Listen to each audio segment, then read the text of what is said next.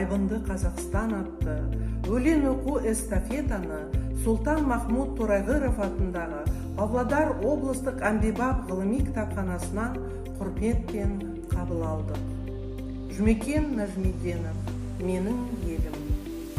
Көкірегімнің үміті мен тілегі күй боп түлеп, күн боп шығып күледі. Күн астында көк төбелер түледі. Менің елім, гүл елім. Айтпағым бір ағыл тегіл сыр еді, шежірене ол өлең боп кіреді. Мендегі өнер сен деп өмір сүреді. Менің елім, жыр елім.